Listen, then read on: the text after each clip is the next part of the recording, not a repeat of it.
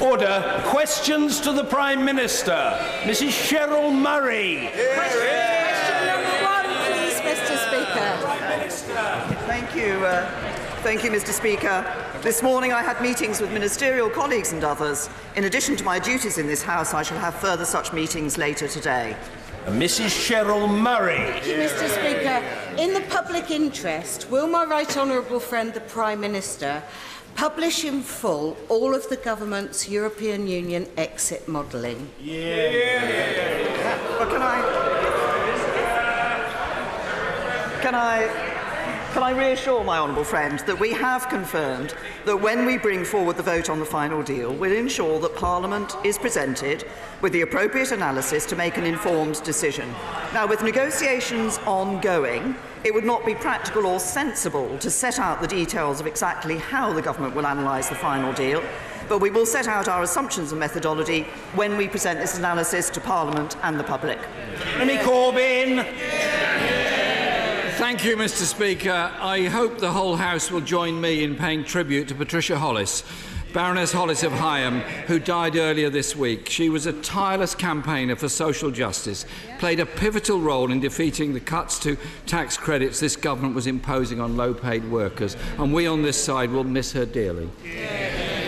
Given the Prime Minister did not once mention Chequers, either in her conference speech or in her statement to Parliament on Monday, does this mean the Chequers plan is now dead?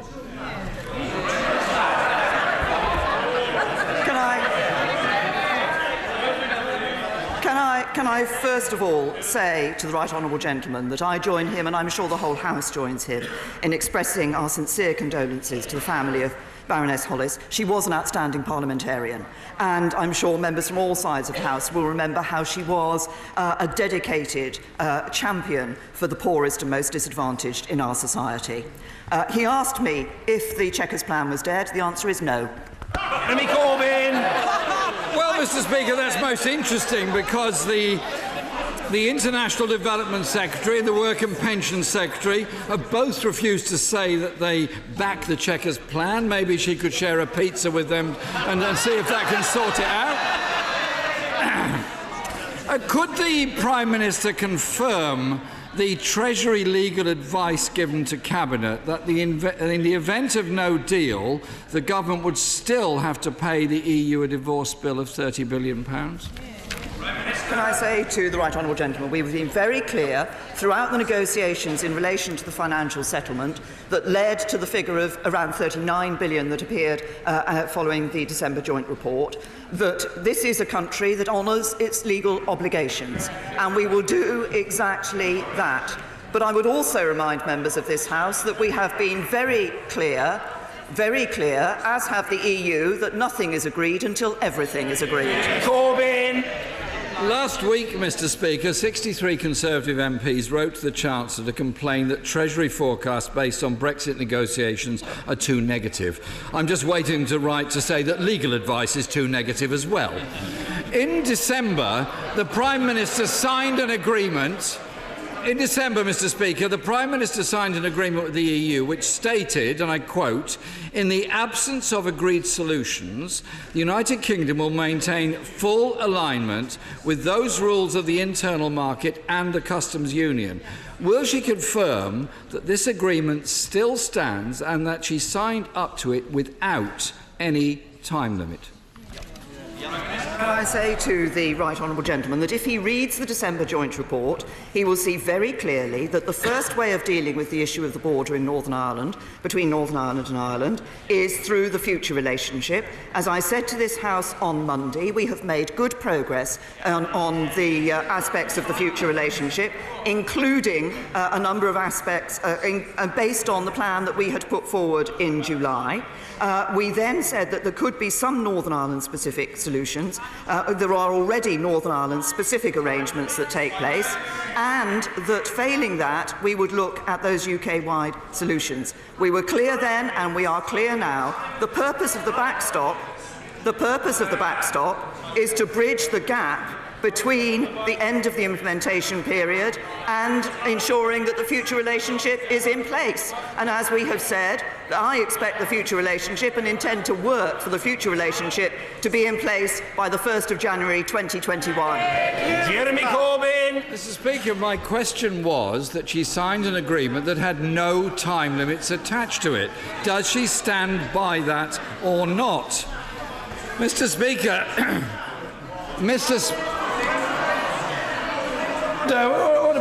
We don't need heckling from either side. It's not in keeping with good order and demonstrations of respect from whichever side it hails. Jeremy Corbyn. Speaker, it's very strange the way a member every week hides behind the gallery there in order to shout and hurl abuse.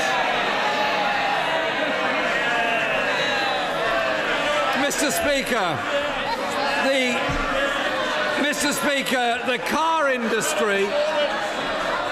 Order. I know I say it every week, say it again. The questions will be heard and the answers will be heard. That is the situation. Jeremy Corbyn. Speaker, the car industry is clear that it needs a new customs union in order to secure investment in British manufacturing. Vauxhall recently said they would continue to invest, but there are limits. Those limits are customs barriers.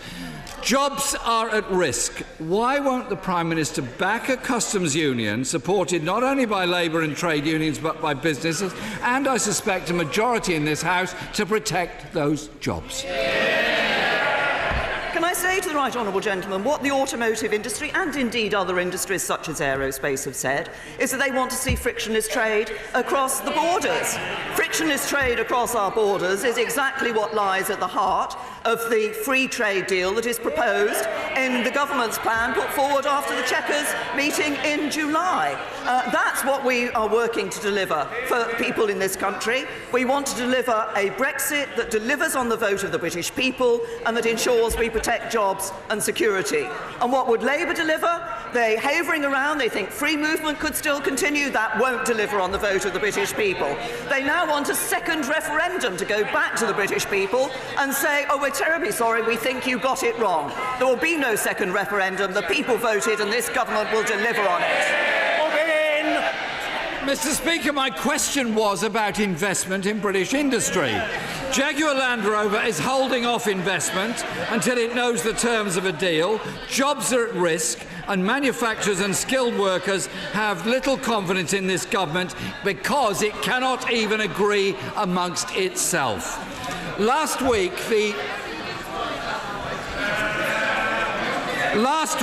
the Public Accounts Committee reported that the Department of Health could not assure us of its plan to safeguard the supply of medicines after the UK has exited the European Union. Does the Prime Minister dispute their assessment? The Department of Health is working. I think the right honourable gentleman was talking about the position in relation to a no-deal situation. The Department of Health is working, as are other government departments, to ensure that we have the plans in place, should it be the case that we end up in the position that we have no deal with the European Union. We continue to work for a good deal with the European Union, as I say, a deal that delivers on the Brexit vote, but also a deal that protects jobs and livelihoods, and crucially, that protects the precious union of the United Kingdom. Jeremy Corbyn. The BMA said the NHS is woefully unprepared for this. And this week, the pharmaceutical company AstraZeneca has suspended investments in Britain due to lack of clarity over the future. Mr. Speaker, the Conservative Party has spent 2 years arguing with itself instead of negotiating a deal in the public interest. And now, just days before the deadline, they're still bickering amongst themselves. The Prime Minister and her government are too weak and too divided to protect people's jobs, our economy, or ensure there is no hard border in Northern Ireland. So, order. Members are a little overexcitable. Just calm down. Jeremy Corbyn. Mr. Speaker, the Prime Minister and her government are clearly too weak and too divided to protect people's jobs or our economy or ensure there is no hard border in Northern Ireland. So the Prime Minister has a choice. She can continue to put the Tory party's interests first, or she could listen to unions, businesses, and put the interests of the people of Britain first. Which is it to be? The right honourable gentleman has spoken in a number of his questions about protecting jobs. I note that he has said nothing about the unemployment figures that came out this week. So let me tell him overall what this government is delivering for the people of this country. Scrapping the council's borrowing cap so they can build more homes for people. An end to austerity so people's hard work pays off. Freezing fuel duty for a 9th year so there's more money in people's pockets. Unemployment lower than for the last 40 years. Youth unemployment halved under this government. And wages rising faster than they have done for a decade. Labour can play politics, the Conservatives deliver for the people of this country.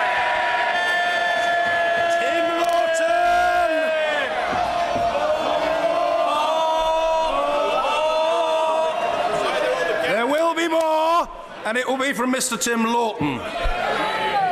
Thank you, Mr. Speaker. The Prime Minister is very familiar with my 5-year campaign to extend civil partnerships to all couples, and my private member's bill having completed its committee stages. So I welcome her recent announcement that it is now government policy, albeit without a timeline, and albeit with me having to find out about it by reading the press. So will she now support amendments to my bill at report stage in 9 days' time as the quickest way to make equal partnerships, equal civil partnerships, a reality for the many thousands who want her to get on with it?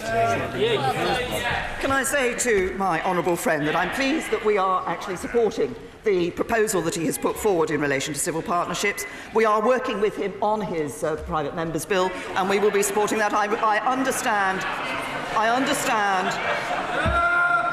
understand there are some small amendments required, and officials will be discussing those with him. Ian Blackford.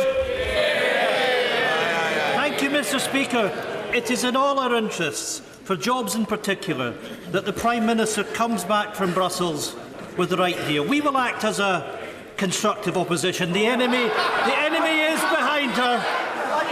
Yesterday, the former Conservative Prime Minister, Sir John Major, said that Brexit would leave the UK a poorer and weaker country. And previously, another Conservative Party leader told the BBC that people's jobs would be put at risk as a result of Brexit. Does the Prime Minister agree with these statements? As the right honourable gentleman knows, the plan that we have put forward for our future relationship with the European Union is one that protects jobs and livelihoods in this country, but also enables us not just to get that good trading relationship with the European Union, but to get good trading relationships around the rest of the world as well. Blackford. Mr. Speaker, people's jobs would be put at risk. The words of this Prime Minister in June 2016. Mr. Speaker, no Prime Minister should negotiate a deal that threatens jobs. The Prime Minister must accept responsibility, avoid an economic catastrophe. Prime Minister, go to Brussels and act in the interests of all citizens across the UK and negotiate to keep us in the single market and customs union. That will command a majority in the House of Commons. Does the Prime Minister not understand that staying in the single market and the customs union is the only deal that will get through this House? Can I say to the right honourable gentleman, as I have explained in this chamber on a number of occasions and will continue to do, the proposal that we have put forward is one that delivers on the referendum vote, but also ensures that we protect jobs and livelihoods across the United Kingdom. But if the right honourable gentleman is interested in ensuring that the interests of everybody in Scotland are taken into account in the negotiations that we undertake, then he should join with us in recognising the importance of leaving the common fisheries policy. Sir Patrick McLaughlin. The vast majority of people in the United Kingdom will wish the Prime Minister very well in the very tricky negotiations that she has to undertake. Something which no other Prime Minister has had to do in our history. Will she ensure that the outcome of these negotiations will ensure that we still continue to get the levels of inward investment that we've attracted in this country, which has seen unemployment fall in the last 6 years by over 1 million people?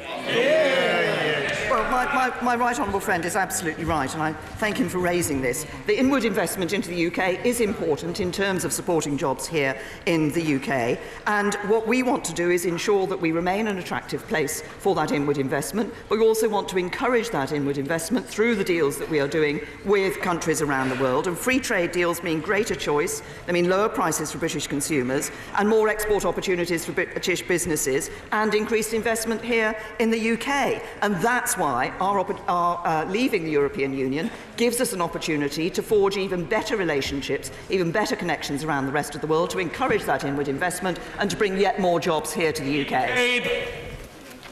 Mr. Speaker, I'm sure even the Prime Minister's fiercest critics, I believe she has a few, but even her fiercest critics must be full of admiration for the way she manages her diabetic condition and holds down such a tough and demanding job. I understand she benefits from a freestyle Libra glucose monitoring system.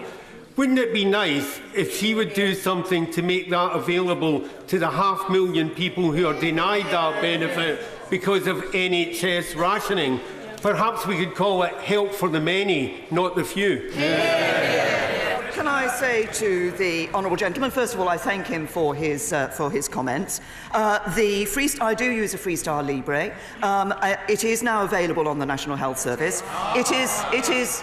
But I would say to the honourable gentleman, it is not the only means of that continuous glucose monitoring that is available on the NHS, and there are other means that are available. In fact, I saw a letter from a young girl yesterday, from a child, who had written in to say she'd started on the Freestar Libre, but then because of the hypos that she was having, she's actually been moved on to a different glucose monitoring system. So it isn't the case that there's only one system that is the right one for everybody. What's important is that those systems are now available on the NHS. Steve Double. Thank you, Mr. Speaker. The government's announcement of a pilot scheme for seasonal agricultural workers has been warmly welcomed by fruit and vegetable farmers in Cornwall and indeed across the country. However, this sector is not the only sector that relies heavily on seasonal migrant workers. The tourism and hospitality sector is very concerned that they will be able to continue to access the seasonal workforce they need once we leave the EU. Can the Prime Minister confirm what action the government is taking to ensure this important sector for our economy continues to be able to access the workforce it will need? And would she consider a seasonal worker scheme for the tourism sector? Well, can I say to my honourable friend, I thank him for highlighting the seasonal workers pilot that we've introduced, because the horticultural sector is a particular British success story. We've seen a significant growth over the last 20 years in soft fruit production, over 130% increase.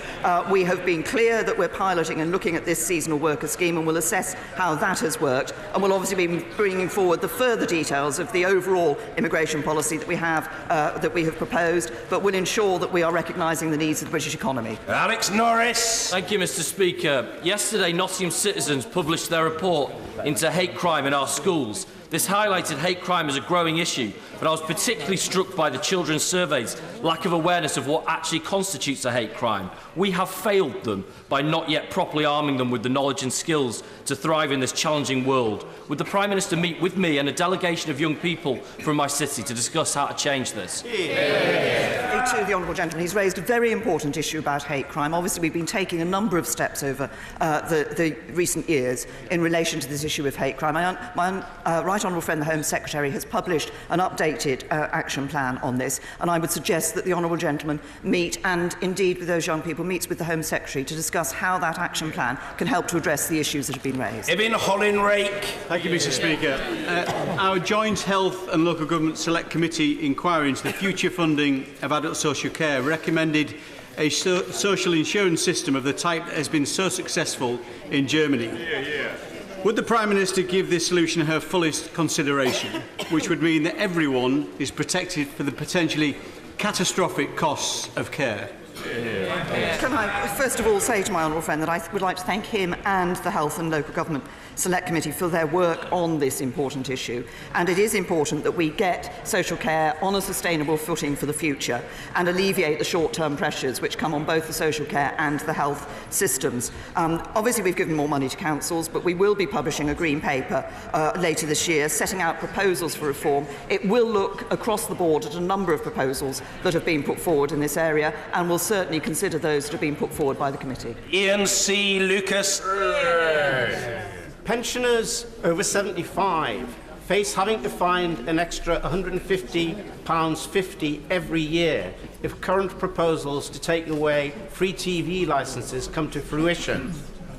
Will the Prime Minister take responsibility for this policy, speak to the BBC and find a solution that doesn't pickpocket pensioners? Say to the honourable gentleman, as he knows, the arrangements in relation to the free licences changed, was part of the last BBC settlement. The money is being made available to the BBC, and they will take decisions about how they operate on this.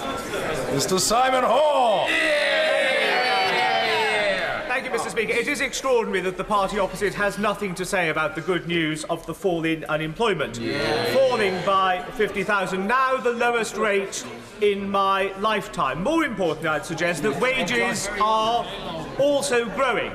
And that's particularly good news in a constituency like North Dorset, where incomes are below the national average. Does she agree with me that this now means that thousands of families across our country are benefiting from the security of a regular pay packet and our balanced Tory approach to the economy? Can I say to my honourable friend, he's absolutely right to highlight the excellent news that we've seen in relation to employment. Employment at a near record high, unemployment at its lowest rate since the 1970s. As I said earlier, youth unemployment halved under this government at a new record low, and real wages rising. And as my honourable friend says, what that means is more people with the security of a job, more people with a regular salary, more people able to support their families. We're only able to ensure that that takes place by having a balanced approach to the economy, and that's the Conservative way. Alistair Carmichael. Thank you, Mr. Speaker.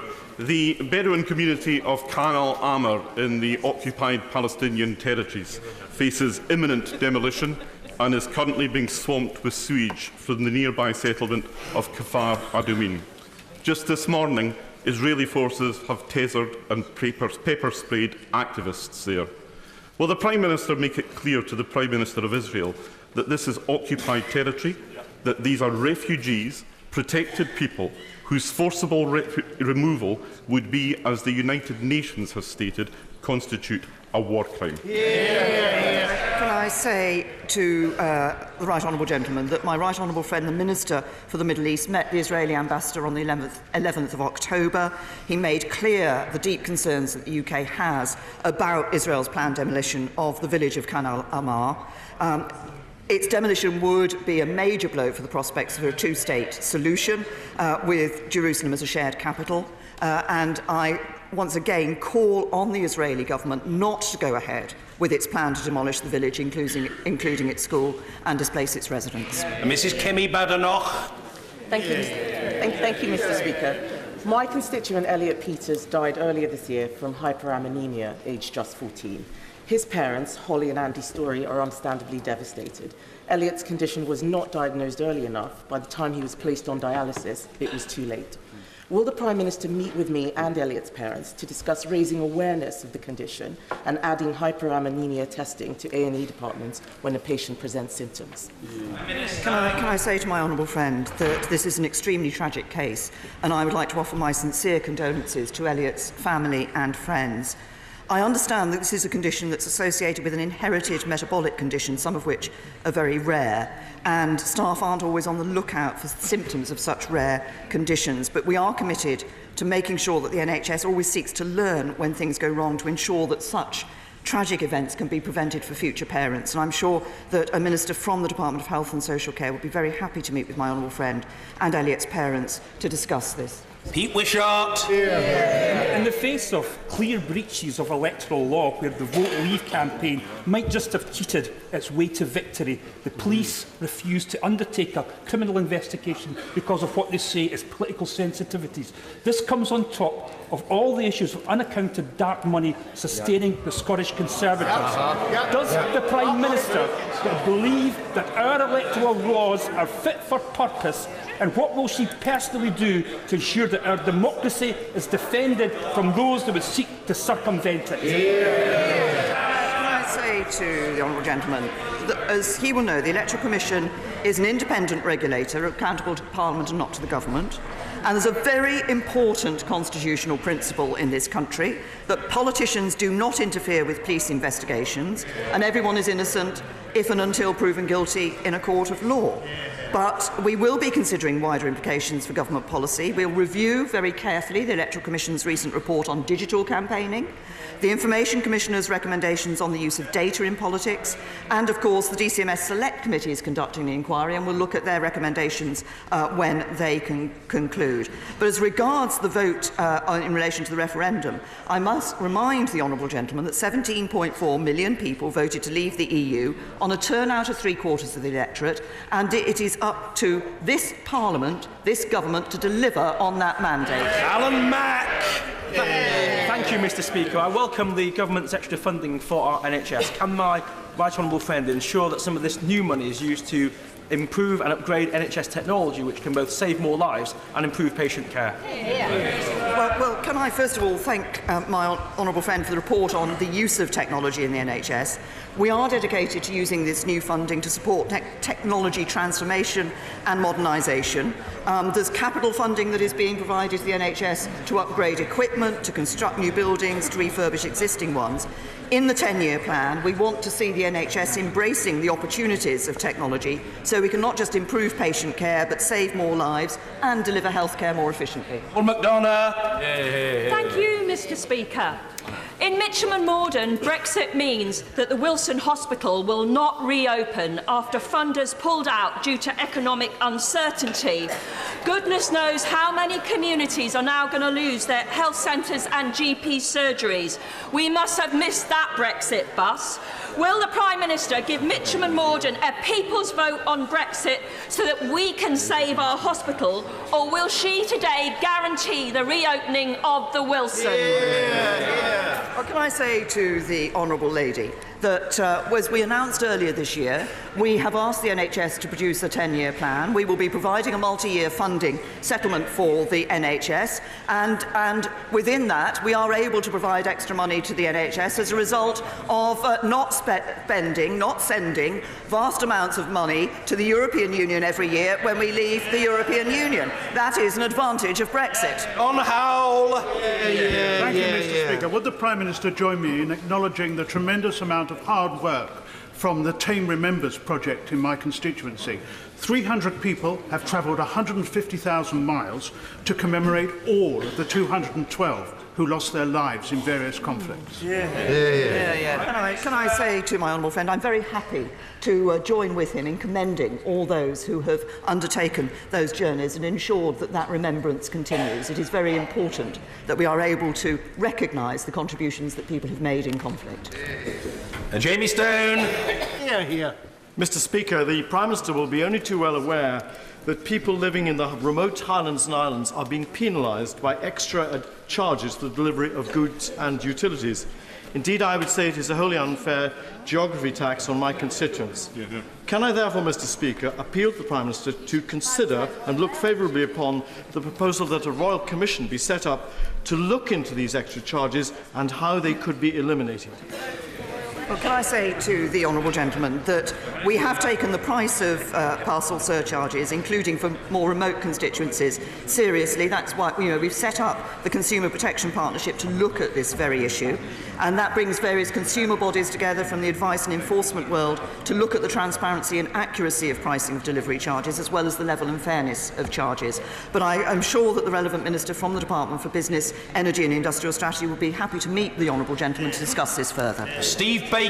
Mr. Speaker, could I ask my right honourable friend to impress upon our European friends, 2 points which I hope the House will think reasonable and practical. First, that the EU may not break apart the Union of the United Kingdom, and second, that after we have left the European Union, the EU may not direct how we regulate our economy and govern ourselves. Can I say to my honourable friend that certainly I'm very clear that when we have left the European Union, we will be taking decisions here in the United Kingdom on all those issues that previously have been taken, decisions have been taken in the European Union. So we will be taking control of our laws. We'll also take control of our money and take control of our borders. And on the first point he has made, I made it clear earlier this year, have continued to make it clear, and will carry on making it clear that we will not accept any proposals which would effectively break up the United Kingdom. Nigel Dodds. Given that nothing is agreed until everything is agreed, does the Prime Minister accept that it would be very, very difficult for the House to be asked to confirm a withdrawal agreement which is legally binding without having pretty clear assurances and some precision about the details of the future trading relationship?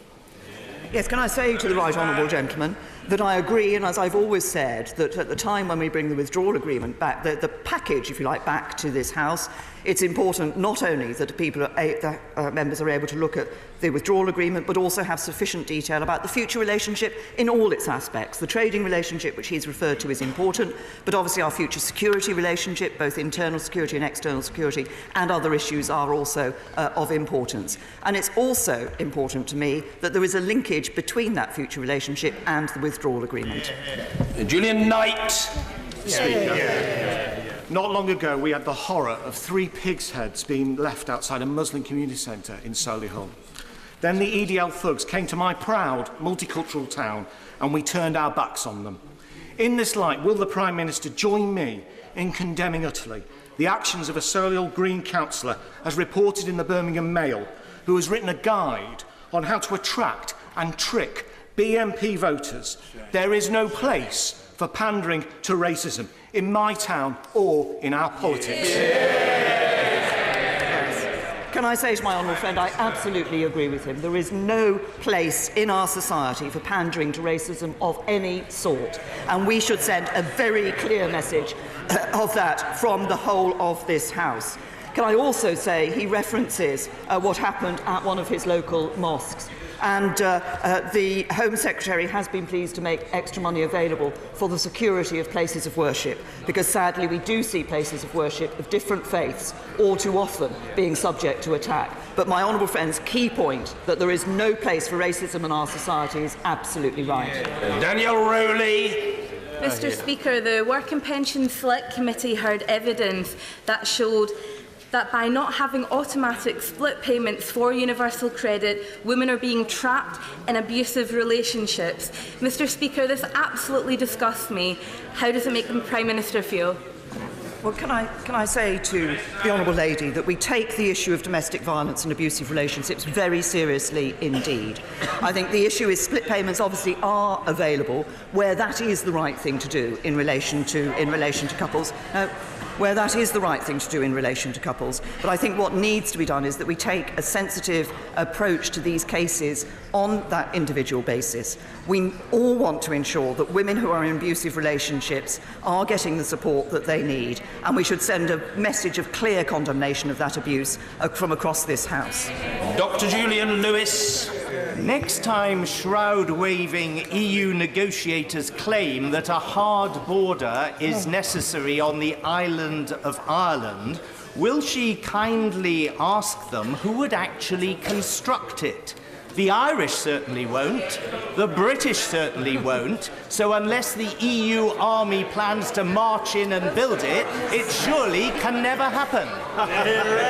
Can I say to my honourable friend that we are all working to ensure that there will be no hard border between Northern Ireland and Ireland. That is the clear commitment of the United Kingdom government, and that was as agreed by the European Union when we signed the December joint report. Ben Bradshaw. My constituent, Matthew Hedges, a young PhD student, has been held in a jail in the United Arab Emirates for more than 5 months and was this week charged with spying. Will the Prime Minister ensure her government makes quite clear to the UAE that Matt was in their country doing academic research and nothing more? And will she also ensure that he receives full consular and legal support, a fair trial, and can return to his wife Danny in England as soon as possible? So to the right honourable gentleman, obviously this is a very difficult and distressing time for Mr Hedges and for his family. Foreign Office officials are supporting Mr Hedges and his family and have raised the case with the Emiratis at the highest levels. My right honourable friend, the Foreign Secretary, has personally raised this case with his Emirati counterparts. We are in regular contact with the Emiratis regarding Mr Hedges' health and well-being, and we're continuing to push for consular access to ensure that he is given the support that he needs. John Barron. In welcoming the Japanese Prime Minister's suggestion that we could join the Trans-Pacific Partnership when we leave the EU, and in wishing her well in the future negotiations that are upcoming, could she please confirm that our joining and fully participating in the TTP will not be hindered by the common rule book of the Chequers Agreement, and that the whole of the United Kingdom will benefit? Well, can I say to my honourable friend, I've been pleased to discuss the matter of our potential membership of the TPP with the former Australian Prime Minister and with the Japanese Prime Minister. And I'm very pleased that the Australian government and the Japanese government are welcoming to us in joining that. And one of the issues that we looked at when we put forward our proposals for our future trading relationship with the European Union was precisely whether it would mean that we could not join the CPTPP, and I'm happy to reassure my honourable friend that we would be able to join the CPTPP with the relationship that we've put forward in the government's plan. Theresa Pearce. Thank you. My constituent came to see me earlier this year about being sexually harassed at work by a co-worker. Despite many months of meetings with her HR and line management, she's being treated like the problem rather than the victim. Could the Prime Minister advise me what I can do to help my constituent return to work and feel safe when her employer is this House? Prime Minister. Can I say to the honourable lady that it is important that everybody is treated with dignity and respect in their workplace. There is no place for bullying, for sexual harassment or abuse in any workplace, and that includes in this Parliament. I'm sure we're all very concerned at the report that Dame Laura Cox has brought forward. We have been working on this issue here in this House, and I would particularly commend my right honourable friend, the Leader of the House, who has been working tirelessly on this issue to try and change our culture and practices here in this House. I hope that there will be a very serious, a very full response and a proper response to Dame Laura Cox's report. This should worry all of us. And what I want to see is a situation where the Honourable Lady's constituent is able to ensure that she can come to work in this House, be treated with dignity and respect, and not be subject to bullying, harassment or abuse. Luke Graham. Mr. Speaker. Mr. Speaker, the UK Agriculture Bill is currently before this House. Wales, England and Northern Ireland are part of it, but due to the SNP, Scotland is excluded and isolated. Will my right honourable friend commit this government to working with all parties to deliver an agriculture bill that will guarantee Scotland and my constituents are not left behind? Well, can I say to my honourable friend, he raises a very important point, and I'm very happy to give him that assurance that we will work with parties in this House to ensure that Scotland is not left behind, and that we have an agricultural bill that actually works for all of us and for all our agricultural sector. And finally for today, Ivan Lewis. The Prime Minister has an admirable sense of duty, so will she be honest about Brexit? There is now only one viable option in the short term which can reconcile the referendum result with the interests of all parts of the United Kingdom, the genuine concerns of many members on all sides about the impact of a flawed deal or no deal, and our communities, as well as Labour's tests. We should join EFTA and the EEA and seek EU agreement to remain in the customs union for a specified period from the date that we leave, making it clear that on joining the EEA we will exercise our right to put an emergency brake on free movement of labour. It may not be the perfect option, but our only consideration now should be the national interest. The Prime Minister. we've got the drift and we're grateful. The Prime Minister. The only consideration for this government is the national interest. That is why we have put forward a proposal that delivers on the vote of the referendum, that ensures that we leave the European Union on the 29th of March 2019, that we will no longer send vast sums of money annually to the European Union, that we will take control of our laws, control of our borders, that there will not be the jurisdiction of the European Court of Justice in this country, that free movement will end, but that also protects jobs and livelihoods and protects the union of the United Kingdom. That is in the national interest, and that is what the government has proposed. Thank you. Order.